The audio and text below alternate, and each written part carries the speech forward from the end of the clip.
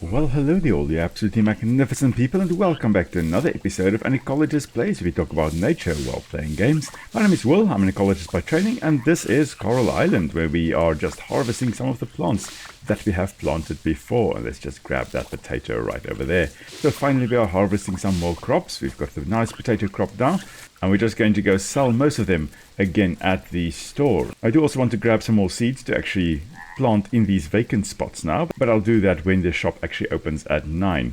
Though I did have 7 potato seeds in the chest over there. Now interesting, yes, we have potato seeds here, and very often you can buy seed potatoes, but those aren't actually potato seeds. Yes, sometimes potatoes can actually form seeds, but normally when you are planting so-called potato seeds or seed potatoes, you are just planting potatoes that are ready to be planted. So potatoes that have sprouted or are ready to sprout and then just be transplanted into a garden. So it's not really truly potato seeds. Very rarely will potatoes actually form proper seeds, though it does happen occasionally. Now, since it is raining, we don't have to actually water any of the crops here, and I'm just going to harvest a few more logs. Let's just see. I do want to actually craft some more scarecrows, so let's get that sorted, shall we?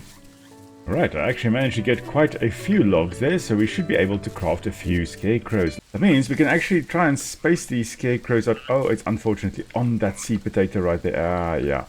Just gonna grab that. Unfortunately, I did not pay attention to where I wanted to have these. And we're going to place one over here as well. Now, it's always a difficult thing to actually start out your vegetable garden, whether it be in real life or in the game here, because you've got to lay it all out, you've got to get rid of plants you don't want. For example, this tree right over here, we are probably going to get rid of it. I don't really want to take out trees unnecessarily. However, this one, as you can see there, it is shading out the garden bed, and that is going to have an influence on our little garden over here. And you do need quite a bit of sunlight usually with your vegetable garden to actually have it grow properly.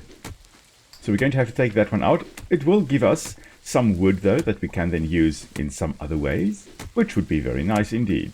And there we go, we got 2 maple seeds, so we are going to plant those maple seeds here a little bit out of the way. Let's plant over there and over there. Right now, since it is a Sunday, Sam's shop only opens at 12 o'clock, which suits us perfectly because it means that we can now actually head on over to the shop and get our seeds. And then we're going to head on over to the lake because I do want to see. I highly doubt we'll be able to actually catch the alligator gar, but technically rainy day in springtime, that's the time you can get the alligator gar. Alright, here we go. We're just going to sell our potatoes and our 1 turnip. And let's get a few flower seeds here, a few peonies. You know what, let's go for 10 peonies. And 10 daisies as well. We'll grab a few turnip seeds, of course a few more potato seeds, just so we can plant them as soon as space becomes available. We'll grab some carrots there, and you know what, we'll grab, let's say 10 cauliflower seeds as well, and that is it for now. Now on the way to the lake there, we have found this little sacred tree here with a glowing inscription, and well, we did have a weird dream off screen that basically said that we should speak to these stones. Unfortunately, we don't understand what it means. But the chieftain is here, the chieftain of the giants. And they're running off, I guess. Here we go, we are at the lake, and well, we should be able to at least try to catch alligator gar now, because it is springtime and it is raining. Well, maybe that big one over there. So we're going to not try to catch this smaller fish here, and let's hope we can actually get the bigger one to come and bite. Unfortunately, another small one coming to nibble. Maybe after this one, I think the big one will come for there. Here we go, comes for the bait. Now let's see, are we lucky?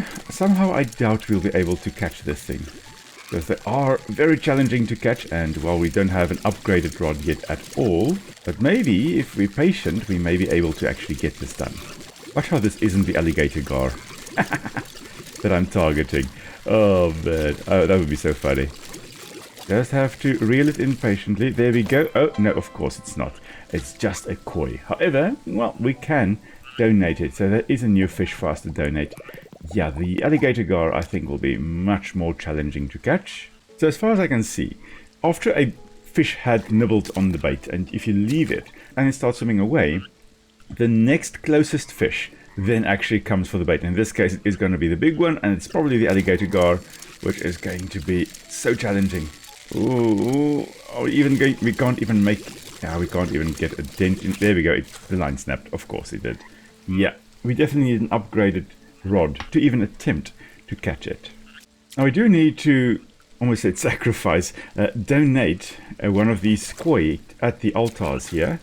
But I think it needs to be a silver quality, which we are unlikely to catch at this point in time. Now, what I do love about this game is that you're not confined to species from just a specific region. Now, yeah, it does make it kind of difficult to know what to expect, but you will have species from all over the world. You will, for example, have Khoi, like we have caught here. Khoi just being a variety of carp, most likely Amur carp rather than the common carp. It was initially believed just to have been from common carp that were bred for their bright colors, but it turns out it most likely is Amur carp that has been bred for their very beautiful color patterns. Now they are bottom feeding fish, and if you're looking at carp, for example, here in South Africa, we've had a bit of a problem with common carp muddying up the waters by trying to dig up invertebrates in the sediments, and as a result they've actually really muddied up the water and made it more difficult for our indigenous fish species to, for example, be able to spot predators in the murkier water. So a change in turbidity has had a big impact on some of the fish and invertebrates in our aquatic ecosystems. And we're just planting a whole bunch of seeds here, again scattered all over the place. We're trying to not have neat rows of different species. Instead, we are trying to plant, in this case, peonies and daisies, the pollinator attracting species, so the flowers, amongst all the other plants, so that we can have butterflies and bees and beetles and all kinds of other pollinators being spread out across the garden instead of just concentrating in specific spots. We also, and I haven't mentioned that yet, another reason why one would want to actually interplant like the way we are doing here, with not just neat little rows of specific plant species, instead planting everything mixed up like this, it makes it more difficult for predators, for pests to actually find your plants. If you, for example, have, like we've got carrots here, and if you are in Europe, you may have carrot flies as a big problem, and they are really attracted to the scent of carrots. But they would mostly be attracted to stands consisting of purely carrots, because whenever you disturb the carrots, well, the carrot scent goes into the air and the carrot flies are very easily able to find where the carrots are. But if you are interplanting your carrots with potatoes and lettuce and cauliflower and all these different flowers as well, well, it makes it much more difficult for the carrot fly in that case to actually find the carrots. And it's a way to try and limit pest damage, to try and make it more difficult, more challenging for the pests to locate your specific plants that they would like to target. Because very often these pest insects, they are targeting specific species. They have a specific host that they want to lay their eggs on, for example, and that their young will then feed on. So by interplanting like this, we are trying to make it more difficult for those pest insects to locate their preferred host plant, and thereby we try to limit some of the damage that they may cause. But there we go, we're sleeping again, and we've made a little bit of money here with the Khoi, and well, that is actually a surprisingly high amount for a fish. So yeah, the Khoi here seem to be quite valuable. And there we go. A new area has unlocked. I do believe the path to the giant's village has now opened up. It is another rainy day, and we have been tasked to actually go and speak to Ling at the dock regarding diving. Wonderful, wonderful, wonderful indeed. Let's see, we have got a lettuce here we can harvest, and I think that is all we could harvest. So let's actually take that potato seed that we have here and plant that in its place. Now, since it is a rainy day, we can actually head on over to the mines as well. But I think I'll do that off screen. I think for now, let's actually go to the pier and let's go get the diving started, shall we? And there we go. There is Ling awaiting our arrival. And well, she is apparently feeling sick about all the oil and the horrible stuff happening to the ocean. And there we go. We have been tasked with clearing the ocean of trash and at the same time also collecting some kelp and restoring the solar orb. So let's go and do that, shall we? And there we go, a whole bunch of trash under the water here. So now it's up to us to try and clear it. At the same time, we're going to harvest some kelp here, and we are also going to hopefully find the solar orbs and then restore these little monuments over here. Now this is a very time-consuming process, but there we go, we did find a solar core right there, which is good. Now it's just a case of opening up a path for the little ray of light to then restore one of the coral sites here. But there we go, it's actually right over there, which is very, very easy. Now we will talk about the kelp that we collected there another time, because taxonomically, well, they are complicated. I always thought they're a type of algae or a type of plant. Turns out, no, they are something altogether different, which, I don't know, it boggles my mind. Taxonomy makes me sad sometimes. Of course, along the way, we are also able to harvest some sea creatures, like, for example, that Pacific oyster right there.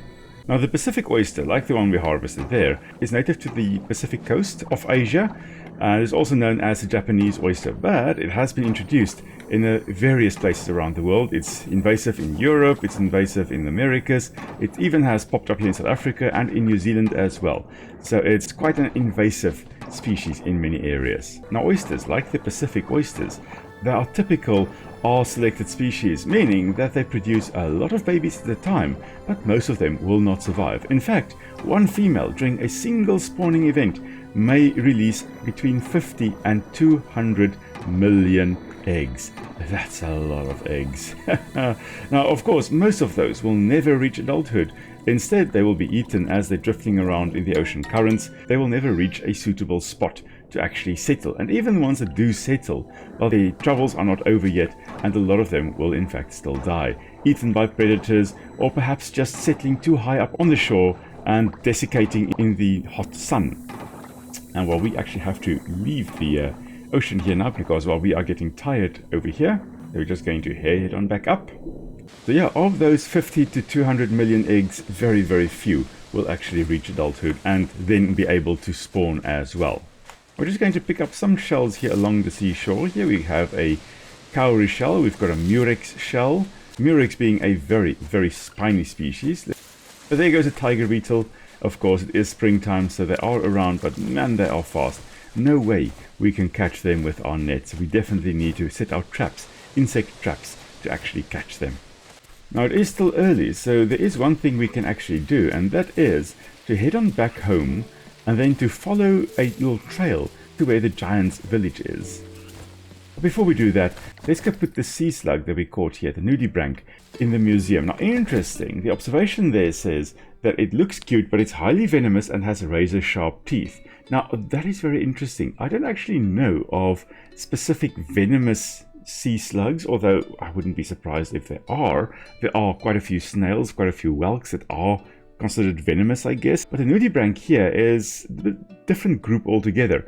And I really love the name nudibranch because branch or branchus refers to lung or the respiratory system of a creature. And nudi, well, that's naked. And that's because they've got their gills outside their body here. This plume you see on the back there, those are the gills of the nudibranchs. And they're basically sea slugs. So they're gastropods, gastropod, pod referring to foot, gastro is stomach, so stomach foot because they move by slithering around on their bellies. So a belly foot, a stomach foot they are called, and specifically a nudibranch, a naked lunged stomach foot. I love etymology, the study of the origin of words. Now let's actually go and donate this little sea slug here to the museum, and it has now popped up in our little aquarium over there. That's very nice, that's so cool. And then we'll just follow the petals here to go to the giant's village. And there we go, I do believe this is the path. Yes, indeed. And there's the chieftain. And there we go, I suspect the chieftain is now going to enable us to actually fast travel from one point to another using these little shrines over here. Okay, so it turns out we can't fast travel from this one yet, only once two giants have actually been freed, so that's still going to be a bit. Oh, and it seems we also can't fast travel from this one yet. Nope, apparently not, but we'll hopefully unlock that very soon. Now, I also have a mastery point here to spend in foraging, so I can decide better quality, double items, increase sprinting speed. You know what, I do love the idea of being able to sprint fast. Yeah, let's go for this one. Yeah, I was going to go maybe for better quality items, but let's go for this one. Let's be a speed demon. And let's just have a look and see if we can perhaps forage something else. As we are running around over here, we don't have a lot of stamina left, so we can't really catch anything.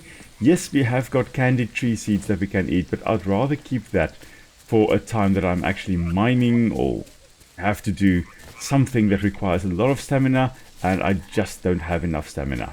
There we go, another moral. I have talked about morals before. There's another moral right over here. May as well grab that one as well. There's a butterfly, not going to catch it now. and of course we can't access the mid-forest or the deep forest yet. You know, I've been running around and running around and running around, and I haven't found a single thing to forage, apart from those 2 morels. It's just not our day. But you know what, we are here by the blacksmith because we can open up some of our little coffers that we have here. I've got 3 ornate coffers and 1 mysterious coffer, and let's just press tab and unlock and open up all 4 of them at the same time. Brilliant.